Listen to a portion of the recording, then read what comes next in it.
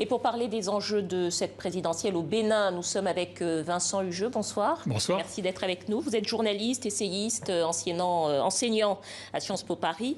Alors, on est dans une élection à 3 candidats. Le président Talon l'a dit, brigue un deuxième mandat. On pourrait dire quasiment seulement un deuxième mandat, hein, puisque comparé à ce qui se passe dans le reste du continent. Quelles sont ses chances de l'emporter? Vous savez, on est entré dans un cycle d'élections subsahariennes zéro suspense.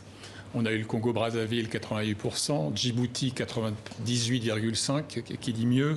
Et là, en l'occurrence, le Tchad, aucune incertitude, on y reviendra tout à l'heure.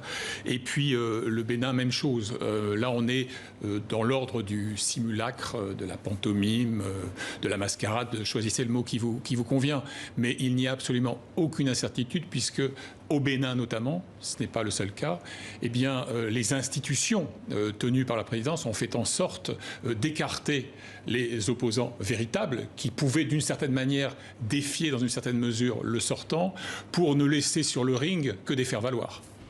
Quand vous parlez des opposants véritables, vous parlez, j'imagine, de Léa Soglo, qui a de Sébastien Javon. Voilà, tous ces opposants dont on sait qu'ils ont connu des fortunes diverses, mais qu'à l'arrivée, leur candidature a été invalidée par la commission électorale. Et puis il faudrait ajouter le cas aussi de Régui Amadougou, d'une certaine manière, qui symbolise une forme d'altérité virtuelle, hypothétique, bien entendu, et qui, elle, se trouve en détention provisoire depuis le 5 mars, sous une accusation très grave, hein, puisqu'il s'agit de financement du terrorisme. Donc, d'une certaine manière, le sortant Patrice Talon a fait le vide autour de lui.